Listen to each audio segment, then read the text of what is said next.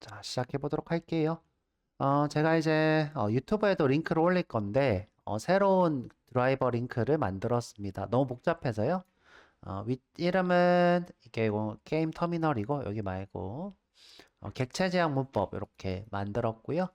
지금 현재 두 개밖에 없는데 오늘 조금 더 많이 올릴 예정이고 제가 이제 이전에는 문제를 따로따로 드렸는데 그랬더니 여러분들이 이 문서를 잘 안 보시더라고요. 그래서 문제는 이제 문서 맨 하단에다가 주는 걸로 할게요.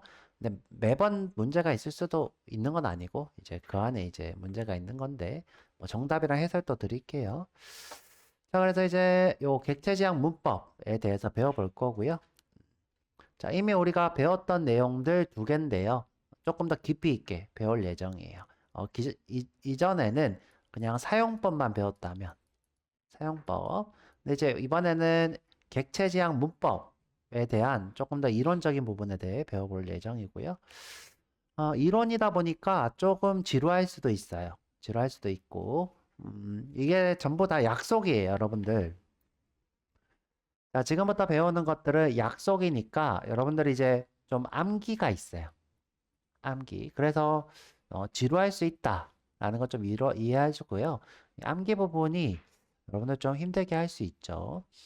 그리고 이제 저한테 이 약속을 왜 그렇게 약속해요? 라고 물어보면 어떤 부분은 이렇게 하니까 약속이 더 좋아서 라고 말할 수 있지만 약속을 왜 약속을 했냐라고 물으면 솔직히 저도 답을 하기가 애매한 부분이 있어요. 그건 좀 양해해 주시고요.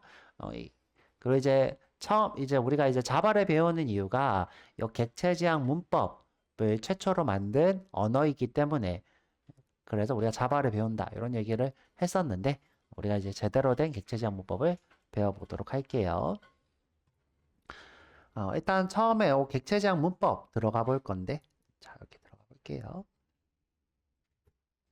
근데 왼쪽에 보면 이렇게 웬만하면 제가 이런 식으로 이제 요걸 우리가 인덱스 목차라 부르죠. 목차가 나오도록 이렇게 해놨으니까 이 제목 다음에 목차가 나오거든요.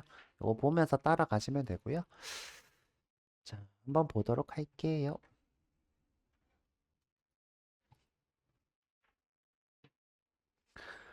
자, 우리 객체지향 문법을 아시려면 객체가 무엇인지 아셔야 돼요. 자, 객체가 뭐라고 했죠? 너무 어렵게 생각하지 마시고요. 사장님, 아니에요. 좀 지루해도 들어줘요. 아이, 너무 피곤한가 보다. 어쩔 수 없지. 자, 다시. 자, 객체라는 거는 데이터라고 불렀어요. 데이터. 자, 근데 데이터 중에 데이터는 두 가지 종류가 있다 그랬죠? 거의 모든 프로그램이 그래요. 어떤 종류가 있다 그랬어요, 데이터는? 그죠? 객체가 자료예요.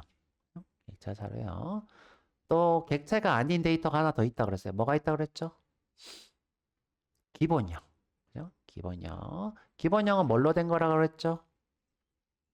수로 된 데이터. 수로 된 데이터. 그래서 우리가 정수, 그죠? 그다음에 실수, 문자도 정수에 해당하죠.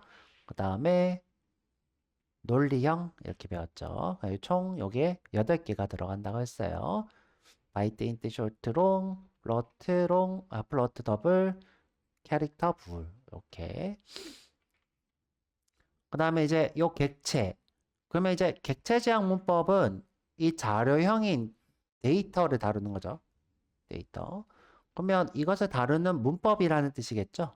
그러면 지향이라는 거 왜 붙었을까? 지향. 뭔가 이 지향이라는 거는 뭔가 바라보는 또는 이것을 우리가 그쵸. 이 방향으로 뭔가를 추진하는 이런 뜻이죠. 뭔가를 지향하다 이런 뜻이죠. 또 객체를 어, 쓰는 것을 지향하는 문법 이런 거예요. 우리가 이제 어떤 데이터를 쓰실 때 기본형 데이터만 이렇게 쓰는 게 아니라 객체 데이터를 쓰는 것을 지향하는 문법 이렇게 생각하시면 될 거고요. 이것을 다루는 문법이다 이렇게 생각하시면 됩니다. 자, 그래서 이제 프로그래밍의 본질이 뭐라고 했죠? 우리가 데이터를 저장하고 조작하는 것을 얘기하는 거죠. 우리가 이제 프로그램이 어려우면 이렇게 생각하면 돼요. 우리가 프로그램 제일 처음 나온 게 계산기예요. 계산기. 계산기가 왜 나왔을까? 그쵸? 미사일을 쏘고 그 다음에 적의 암호를 해독하고 그죠? 이렇게 하기 위해서 프로그램이 처음 나온 거예요. 우리가 전쟁 때문에 프로그램이 어, 아주 고도로 발달을 했죠. 그래서 우리가 컴퓨터 그러면 계산기를 생각하면 쉽습니다. 근데 이 계산기에서 확장 하다 보니까 게임도 할 수 있게 되었고, 이렇게 도큐먼트도 작성하고, 엑셀도 작성하고, 이제 어느 순간 AI도 나오고 그렇게 된 거죠. 자, 그래서 전부 다, 자, 본질은 뭐다? 어떤 데이터를 계산하기 위해서, 그죠? 저장하고 조작하기 위해서 나온 것이 프로그램이에요. 프로그램. 자, 근데 이제 우리가 계산만 할 때는 수만 써도 됐는데, 아까 얘기한 것처럼 게임도 나오고, 그다음에 도큐먼트도 나오고 하다 보니까 전부 다 수가 아니라 복수의 데이터를 많이 다루게 되더라고요. 예를 들어 게임을 한다고 쳐볼게요. 자, 게임을 하려면 사람이 있어야 되겠죠? 이 캐릭터가 움직이기도 하고, 적한테 맞기도 하고, 무기도 가지고, 그럼 이 수없이 많은 데이터들을 수로만 다룰 수 있을까요? 없죠. 없어서 이것을 자료로 다뤄라 해서 만든 게 객체지향 문법이 됩니다. 자, 그래서 서로 관련이 있는 값들끼리 묶어서 만드는 것. 자, 우리가 변수로 생각하면 이거를 하나씩 하나씩 써야 되지만 객체로 생각하면 이거를 하나로 묶어서 관리를 하실 수 있다는 거죠. 자, 우리가 이제 변수로 쓰면 문제가 뭐다? 데이터가 흩어져서 관리가 어렵다. 자, 그리고 이 친구가 다 별개이기 때문에 자, 이 위에 있는 데이터가 다 별개 데이터이기 때문에 흩어지고 그 다음에 동시에 다루기 어렵고 덕분에 코드가 복잡해지고 예를 들어 사람이 여러 명이다. 우리가 게임을 만드는데 사람이 100명이다. 100개의 변수를 만들어야 되겠죠. 그래서 이런 코드가 복잡해지고 그렇죠? 우리가 예를 들어 나이가 만 나이가 아니었어. 근데 어느 순간 만 나이로 바뀌었어. 그러면 이 나이 계산이 어떻게 돼요? 하나 1을 더 빼야 되죠? 그럼 100명의 사람이 있으면 100명의 사람 모두 다 나이를 하나씩 더 빼야 되죠. 그러면 이제 일이 더 복잡해지고 많아지겠죠. 요구 사항도 많아지고 수정 범위도 넓어지겠죠. 자, 그래서 우리가 이것들을 어떻게 해요? 하나로 관리하기 위해서 만들게 된 거다.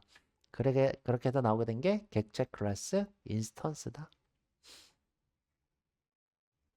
자, 아까 얘기한 것처럼 객체라는 것은 서로 관련이 있는 데이터를 그죠? 기능과 상태로 묶어서 메모리에 올리는 단위를 얘기합니다. 자, 이렇게 어렵게 얘기하지 말고 여러 데이터가 묶인 그죠? 여러 데이터가 하나로 묶인 것을 데이터. 이것이 객체라 불러요. 그러면 여러 데이터가 순서대로 있는 데이터도 객체인가요? 그쵸. 이것도 객체죠. 이 객체 이름이 뭐였죠? 타입이? 어레이였죠. 어레이. 자, 그 다음에 자, 이 객체를 만드는 구조가 있었어요. 틀. 요걸 우리가 클래스라 불렀죠. 객체를 만들기 위한 설계도입니다. 그래서 이제 이 클래스는 공장이고요. 공장에서 이제 물건이 나오죠. 물건이 이렇게 나옵니다. 이 물건이 객체가 될 거예요. 그래서 우리는 공장을 만드는 법을 배우는 게 개발자가 되는 일이에요. 개발자는 요 공장을 만드는 것. 그래서 객체가 가져야 할 필드는 어떤 재원, 메서드는 기능. 요 두 가지를 정의하실 수 있습니다. 그래서 클래스는 어떤 형식, 어떤 공장이고 실체하는 건 아니고요. 객체가 실체하는 것에 해당하게 될 거예요. 자, 그 다음에 인스턴스라는 말이 있어요. 인스턴스. 인스턴스는 무슨 말이랑 똑같다? 그죠? 객체랑 똑같은 말이다. 똑같은 말. 여기 보면 이렇게 돼 있죠? 객체를 인스턴스라 부른다. 자, 그러면 왜 우리가 인스턴스라 부른다고 했죠? 그죠? 저장되는 메모리가 힙 메모리인데 힙에서 이 친구를 자동으로 지우죠? 그래서 쉽게 만들고 쉽게 지워진다는 의미로 우리가 인스턴스라고 부른다. 이렇게 불렀어요. 자, 넘어가 보죠. 자, 우리가 객체 안에는 그 객체의 상태를 나타내는 필드가 있어요. 상태.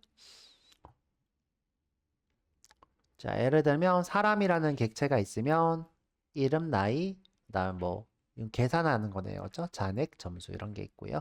그다음에 사람이 있으면 입금을 할 수도 있고 인출을 할 수도 있고 이게 지금 보니까 요건 은행 어플을 만들 때 쓰겠네요. 어떤 사람이 입금이랑 인출을 할 수 있죠.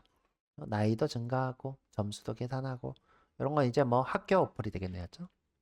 학교 어플. 자, 그 다음에 이제 중요한, 자, 이제 대충 배웠었는데, 생성자라는 친구가 있어요. 생성자. 객체를 생성 시 초기 상태를 세팅하는 것을 우리가 생성자라 불러요. 자, 초기 상태. 우리는 이제 생성자를 어떻게 했냐면, 객체 생성 때 처음 호출하는 것. 처음 호출하는 거. 그 다음에 이제 조금 더 우리가 발전해서 어떻게 처음 호출할 때 초기 상태를 세팅하는 것을 우리가 생성자라 불러요.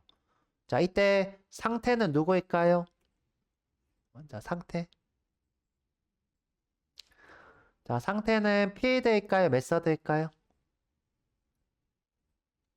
그죠? 필드죠. 그래서 상태는 뭐예요?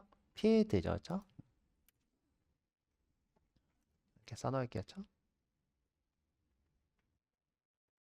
그래서 이제 우리가 이거를 줄여서 필드를 초기화하는 생성자는 필드를 초기화한다. 이렇게 불러요. 생성자는 필드를 초기화. 자, 이때 초기화는 무슨 말일까요? 초기 상태를 세팅하는 것. 처음의 상태를 만든다. 처음의 상태를 만든다. 이렇게 얘기하는 것을 우리가 초기화 이렇게 부르는 거예요. 이걸 이게 initialize 이렇게도 부르고요. 뭐 default 이렇게도 부르고요. 초기 상태를 얘기하는 겁니다. 자, 우리가 이제 여기 보면 자, 지금 이제 한 번 더 배워볼 건데요. 생성자. 자, 한번 볼게요. 지금 요거 두 개를 우리가 뭐라고 불렀죠?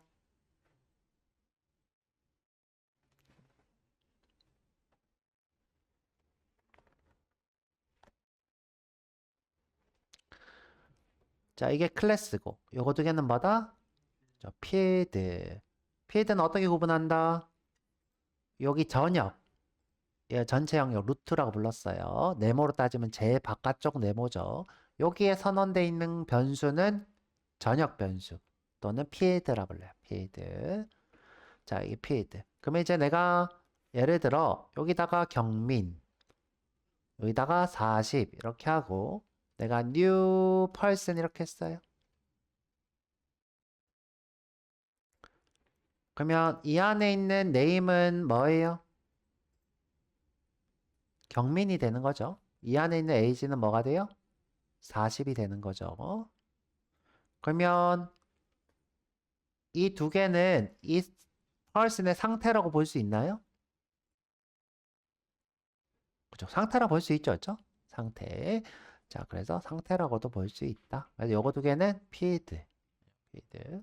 자, 그런데 내가 처음에 생성할 때 경민 40이 아니라 생성할 때 넣었던 전달인자, 이걸 우리가 전달인자라 불러요. 자, 전달인자 값으로 바꾸고 싶어. 그러면 어떻게 하면 되냐? 자, 이렇게 쓰시면 돼요. 자, 내가 처음에 전달인자를 이름을 받을 거야. 처음에 전달인자를 나이를 받을 거야. 그럼 여기다가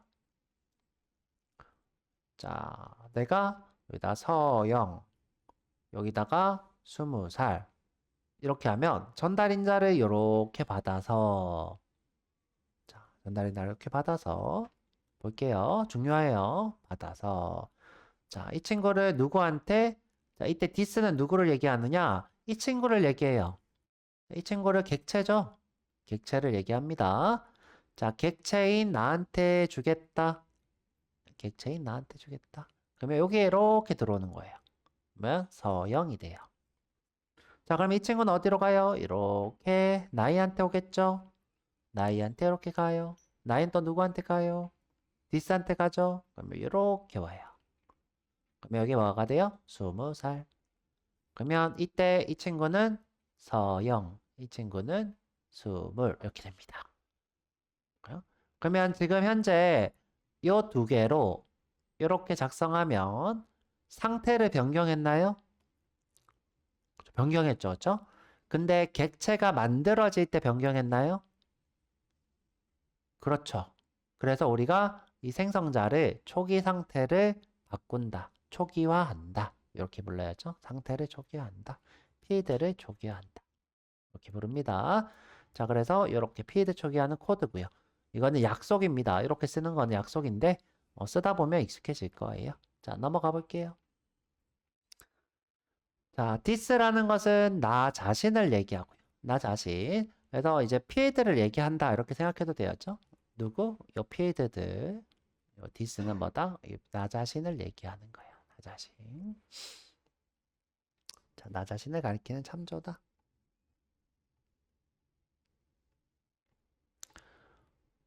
자, 뭐 필드랑 매개 변수랑 같을 때 쓴다라고 돼 있는데 지금 언제 쓰냐면 자, 여기 보면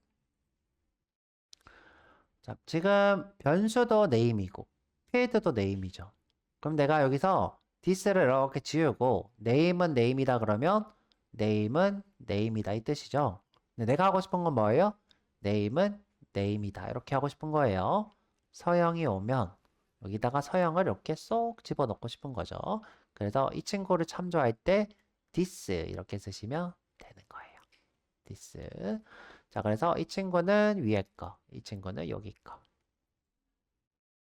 이 친구는 여기 거, 이 친구는 여기 거가 되겠죠. 자, 넘어가도록 할게요. this 중요합니다. 자, 그래서 이제 우리가 객체제약 문법을 앞으로 배워볼 건데,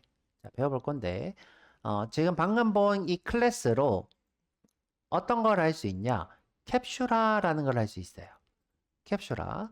자, 캡슐화라는 거는 아주 쉽게 얘기하면 여러분들이 이제 선풍기를 이렇게 보면 선풍기 여러분들 선풍기에 버튼이 없으면 쓸 수 있나요? 없나요? 없죠. 예를 들어서 선풍기가 이렇게 있는데 여러분들한테 이렇게 전선을 줬다고 생각해 볼게요. 이렇게 전선. 여러분들 이걸로 속도를 빠르게 하거나 뭐 적게 하거나 할 수 있어요? 전선으로? 없죠. 근데 이제 우리가 이걸 어떻게 해요? 커버에다가 이렇게 씌우죠. 씌우고 이렇게 버튼을 만들죠. 코드도 이렇게 만들고. 그럼 어떻게 할 수 있어요? 이 버튼만 누르면 약풍, 중풍, 뭐 강풍 뭐 이렇게 하실 수 있죠. 이럴 때 이렇게 만드는 걸 우리가 캡슐화라 불러요. 어떤 기능들을 내가 이렇게 드러내거나 요 안에 지금 모터나 전선 같은 거 숨겨놨죠? 숨기거나 이런 걸 우리가 캡슐화라 부릅니다. 그래서 직접 건드리지 못하게 하거나 또는 접근할 수 있게 하거나 하는 것을 캡슐화라 불러요. 자, 그 다음에 이제 상속이라는 개념이 있는데 상속. 자, 이건 상속은 여러분들이 다른 클래스에 있는 재원을 물려받는 거다 이렇게 생각하면 돼요. 자, 이거는 좀 쉽게 설명하면 내가 예를 들어서 선풍기를 만들었다고 쳐볼게요. 그렇죠? 선풍기 이렇게 열심히 만들었어. 그런데 회사에서 선풍기 버전이 좀 다른 걸 또 만들래. 또 만들래. 자, 근데 내가 이전에 만들었던 거를 기반으로 만드는 게 쉬워요? 완전히 새로 만드는 게 쉬워요? 그죠? 기반으로 만드는 게 좋죠? 이때 우리가 기반이 되는 것을 상속받는다. 이렇게 불러요. 상속. 그래서 우리가 어떤 것을 만들고 그 기능을 물려받아서 재사용하는 것을 우리가 상속이라 불러요. 이것도 배워볼 거고요. 자, 그 다음에 다형성이라는 걸 배워볼 거예요. 다형성은 자, 우리 컴퓨터가 사람이랑 똑같이 생각하나요? 다르게 생각하나요? 사람이랑 다르게 생각하죠? 사람이랑 다르게 생각해요. 근데 이 객체제약 문법은 좀 사람처럼 생각하는 문법이라 생각하면 돼요. 사람처럼. 자, 그래서 컴퓨터가 사람처럼 생각하는 문법을 우리가 다형성이라 불러요. 조금 더 다르게 얘기하면 사람의 말은 내가 예를 들어 우리 오늘 강영님한테 뭐 안녕하세요 이렇게 얘기했어요. 자, 근데 내가 말을 할 때 끝을 이렇게 올렸어요. 안녕하세요 이렇게 얘기했어요. 그럼 강영님 어떻게 생각해요? 오늘 선생님 기분이 좋으시네. 근데 내가 안녕하세요 이렇게 얘기했어요. 그러면 강영님 어떻게 생각해요? 선생님 기분이 좀 안 좋으신가? 이렇게 생각하죠. 자, 그런 것처럼 자, 여기 지금 안녕하세요는 하나인데 내가 말을 올리냐 내리냐에 따라서 이 사람이 다르게 느껴지죠. 다르게 말하는 거. 그죠? 그렇게 말하는 게 사람 같은 거예요. 컴퓨터는 이런 거를 인식하기가 어려워요. 그죠? 인식하기 어려워요. 그래서 우리가 하나의 것을 여러 가지 역할을 하도록 쓰는 것을 우리가 사람처럼 생각하는 다형성 이렇게 생각하시면 돼요. 다양성. 그리고 마지막으로 추상화. 추상화는 내가 어떤 일을 할 때 항상 추상적으로 무언가 생각하는 게 중요해서 이 추상화하는 법이 있어요. 뭐 내가 예를 들어 자동차를 만들어야 되는데 자동차 갑자기 이제 BMW 5 시리즈랑 똑같은 자동차를 만들려고 하면 여러분들 약간 좀 멘붕이 오죠. 그게 아니라 처음에는 바퀴가 4개고 굴러가는 자동차를 우선 만들어요. 이때 우리가 기능을 BMW 5 시리즈보다 낮추는 거죠. 좀 뭉뚱거려서 바퀴가 4개고 굴러만 가면 일단 만들고 보는 거예요. 거기에 기능을 추가하는 거죠. 자, 그래서 이게 처음에 우리가 어떤 기능을 만들 때 추상적으로 뭔가 생각하는 그런 것을 우리가 추상화라고 불러요. 추상화. 자, 그래서 우리가 요 문법, 그러니까 지금 객체지향 문법에서 요 4가지를 배워보면 객체지향 문법 다 배우는 거예요. 다 배우는 거. 자, 그래서 요거를 우리가 순서대로 쭉 배워볼 예정입니다. 자, 쭉 배워볼 예정이고요. 그래서 지금 클래스 만드는 법, 그죠? 클래스 만드는 법, 그다음에 메서드 만드는 법, 생성자 만드는 법, 그다음에 마지막으로 배워볼 여기 객체지향 문법, 캡슐화, 상속, 다양성, 추상화 이렇게 배우면 우리 자바의 객체지향 문법은 다 배우는 거라고 보시면 됩니다. 자, 지금 22분인데 조금만 더 보고 가도록 할게요. 자, 여기 와서 자, 우리 객체지향 문법에서 처음 배워볼 거 함수 해볼게요. 함수. 자, 우리 함수 이미 해봤는데 우리가 이제 제대로 안 배우고 쓰는 법만 배웠죠? 자, 이번에 제대로 배워보도록 할게요. 자, 함수입니다.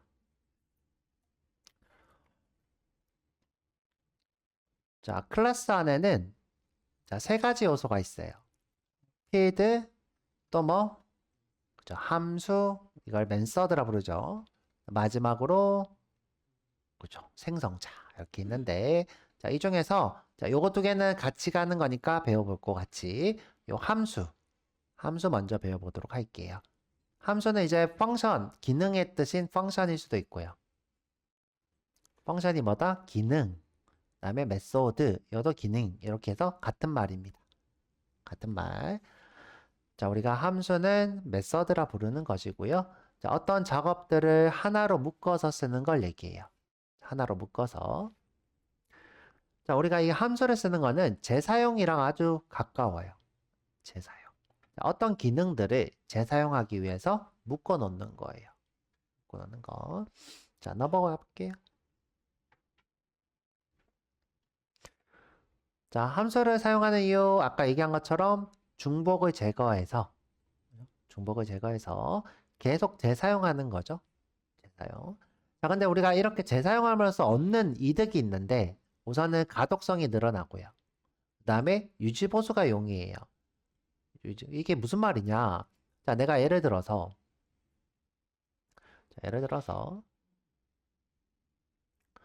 어, 자, 원의 둘레를 구하고 그다음에 너비를 구하고 뭐 이런 계산기를 만들었어요.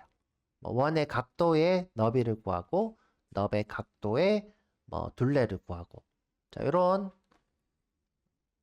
내 계산기를 만들었는데 이 계산기에서 내가 기능을 다 하나씩 따로따로 했어요. 따로. 자, 따로따로 할 때마다 내가 파일을 3.14로 썼어요.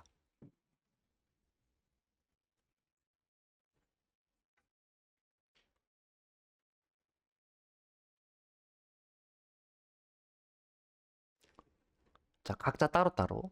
자, 그런데 이제 우리 클라이언트 요구하는 사람이 이 어플을 만들어 달라고 한 사람이 3.14는 정확도가 너무 떨어져. 자, 이 기능이 한 100개 정도 만들었는데 너무 떨어져. 내가 이 친구를 3.141로 했으면 좋겠어. 자, 그러면 요 100개를 기능들을 다 찾아가서 3.14니까 1로 바꾸고 3.14니까 1로 바꾸고 3.14니까 1로 바꾸고 이런 거를 100개를 작성을 해야 돼요. 100개. 자, 그런데 내가 이 기능을 함수로 모아놨어. 이렇게 함수로. 자, 함수로 했더니 4개로 끝이 났더라. 4개로 이렇게 100개의 기능을 이렇게 돌려서 썼더라. 그러면 4개만 3.14로 바꾸면 돼요. 141로. 자, 이런 식으로 우리가 중복 코드를 제거하고 재사용하게 되면 어떤 일이 되냐? 유지 보수가 용이해져요. 왜? 내가 기능 단위로 분리를 했기 때문에 오류 위치를 찾고 수정하기가 굉장히 용이한 거죠. 그리고 일도 줄어들고요. 그 다음에 내가 어떤 역할을 분리해 놨기 때문에 그죠? 구조를 정리도 되고요. 그 다음에 분리해 놨기 때문에 가독성도 향상되고. 자, 그래서 우리가 함수를 사용하는 이유 4가지가 되겠습니다. 여튼 재사용이에요. 이 모든 것들의 가장 중점이 되는 거는 전부 재사용이에요. 변수도 마찬가지였죠. 우리가 변수를 쓰는 이유는 재사용을 위해서. 함수도 재사용을 위해서. 재사용하면서 얻는 이득 이렇게 보시면 될 것 같고요. 자, 넘어가도록 할게요. 자, 함수는 요 3가지 요소를 가지고 있어요. 자, 함수를 그릴 때 항상 이렇게 생각하시면 돼요. 모양은 이런 모양입니다. 자, 이렇게 생각하시면 돼요. 자, 일단은 시그니처 이름이 있어야 되겠죠? 내가 예를 들어 더하는 함수를 만들고 싶다. 그럼 시그니처 썸이에요. 자, 내가 더한 결과를 반환하고 싶어. 그러면 리턴 타입을 쓰실 수 있어요. 자, 우리가 처음 배워보는데 내가 예를 들어 정수 더하기를 해. 그러면 실수를 반환할 필요 있을까요? 없을까요? 내가 12 이렇게 하고 싶어. 더하기니까. 그 실수인가요? 정수인가요? 정수죠. 그러면 내가 int를 반환해. 이렇게 쓰면 돼요. int. 그럼 12를 반환하고 싶으면 return 이렇게 쓰면 돼요. 12. 자, 처음 배워보죠. 자, 이렇게 하면 요 2개의 더한 결과를 이렇게 쓰실 수 있어요. 여기 이제 뚝딱뚝딱 10 더하기 2를 하겠죠. 그쵸? 자, 그러면 이제 반환 타입을 우리 처음 배워봤고요. 그 다음에 이름이 있어야 되겠죠. 우리가 시그니처. 내가 몇 개를 더해야 돼, 뭘 더해야 돼 하려면 여기 2개를 써야 되죠. 이걸 우리가 매개 변수라고 불러요. 매개 변수. 자, 우리가 12를 받으려면 2개를 써야 되겠죠. 매개 변수. 타입이 뭐야 되겠어요? int a. 그렇죠? 그러면 정수 타입이 오겠죠. 그 다음에 int b. 이렇게 하면 매개 변수가 됩니다. 그럼 내가 여기다가 12를 전달했어요. 그럼 이거는 뭐라고 부르냐? 전달 인자라고 불러요. 자, 인자. 요거를 뭐라고 부른다? 매개 변수 이렇게 불러요. 그러면 요거를 이렇게 전달하는 거죠. 2개 더해서 결과를 이렇게 반환하는 것. 그래서 이런 모양을 우리가 함수라고 부릅니다. 함수. 그래서 요 3가지 요소 꼭 갖춰야 되고요. 자, 본문까지 포함해서 4가지 요소네요. 자, 그래서 모양은 이렇게 생겼네요.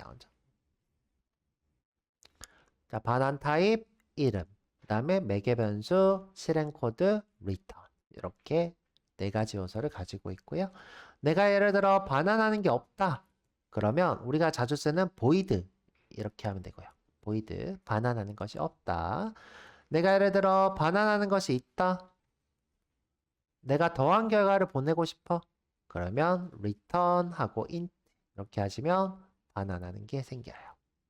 자, 참고로 반환하고 나면 이 다음 코드는 실행이 안 돼요. 자, 우리가 아까 계속 이런 모양을 하고 있죠? 자, 여기가 리턴 지점이에요. 리턴. 내가 이 다음 코드에 막 이렇게 썼어요. 이게 실행될까요? 안 될까요? 안 돼요. 자, 여기 지금 네모 박스가 여기서 종료된 거예요. 이렇게 내가 여기 코드가 넘어갔어. 이렇게. 이 코드는 절대 실행되지 않아요.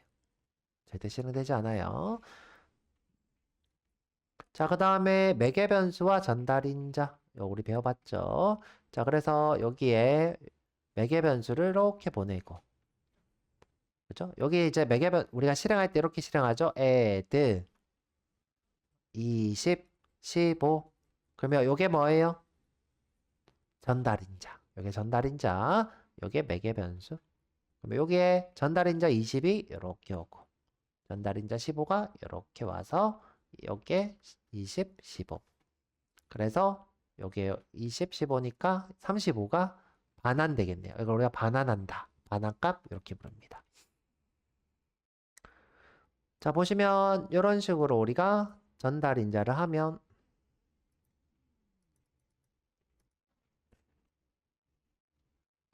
자, 여기에 뭐가 올까요?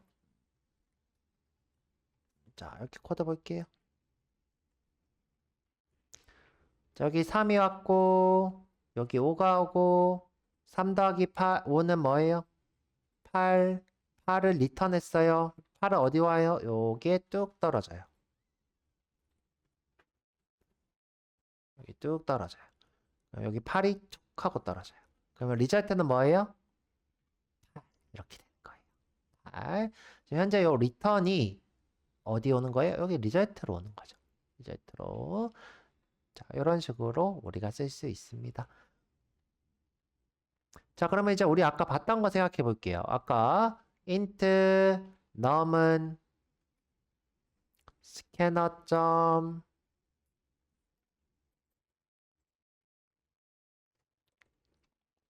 next int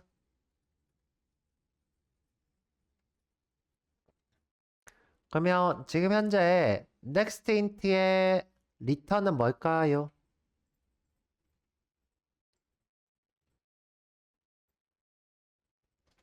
int일까요?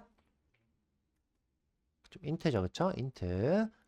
자, 여기 지금 보면 이 친구의 return은 뭐예요? int인가요? int니까 int로 받고 있죠. int로. 자, 그래서 우리가 함수를 실행해서 전달인자가 이렇게 return 값이 이렇게 반환 값이 변수로 오는 거예요. 자, 함수는 꼭 호출되어야 되고요. 호출. 그 다음에 이제 스태틱이라는 친구가 있는데 이건 나중에 배워보자. 이건 나중에. 스태틱은 나중에.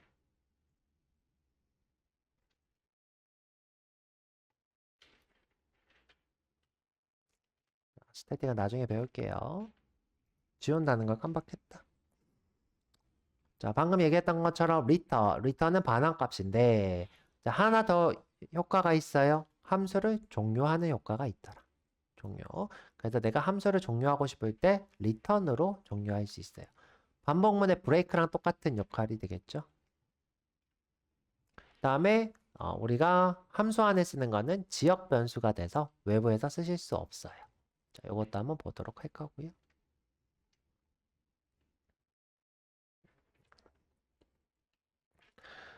자, 그 다음에 이제 오버로드 있는데 이건 나중에 보도록 할게요. 자, 나중에 보고. 자, 그래서 함수 공부를 좀 하다가 오버로드 해볼 건데, 그냥 보고 가자. 자, 그냥 보고 가자. 자, 어렵지 않으니까. 자, 제가 아까 이런 얘기를 했죠? 제가 안녕이라고 말했는데, 말꼬리 이렇게 올리면, 기분 좋구나. 말꼬리 이렇게 내리면 기분 나쁘구나. 이거 누구만 알아들을 수 있다 그랬어요? 그죠? 사람만. 사람 듣는 프로그래밍 형식을 다형성이라 불러요. 다양성. 자, 오버로드도 마찬가지예요. 자, 오버로드도. 자, 보니까 add라는 이름이, 자, 이름은 뭐예요? 시그니처. 자, 시그니처란 말은 무슨 뜻일까요? 고유한. 이런 뜻이에요. 자, 애들하는 이름 하나만 쓸 수 있을까요? 두 개 쓸 수 있을까요? 하나만 쓸 수 있어요. 자, 근데 두 개 있어요.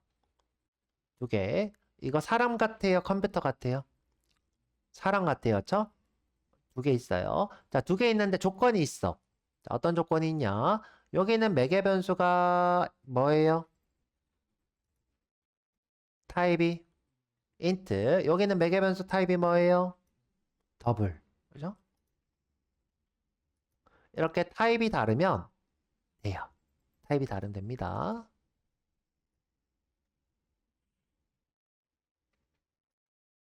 이렇게 타입이 다르면 우리가 다르게, 그러니까 시그니처는 같은데 매개 변수가 달라서 다르게 호출되는 거죠. 우리가 오버로딩, 다양성의 일부예요. 다양성의 일부, 사람처럼 생각하죠. 자, 이렇게.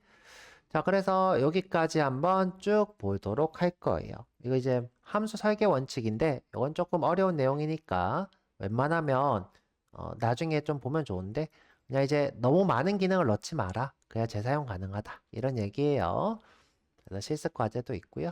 한번 쭉 해보도록 할 건데 시간이 너무 많이 지났네.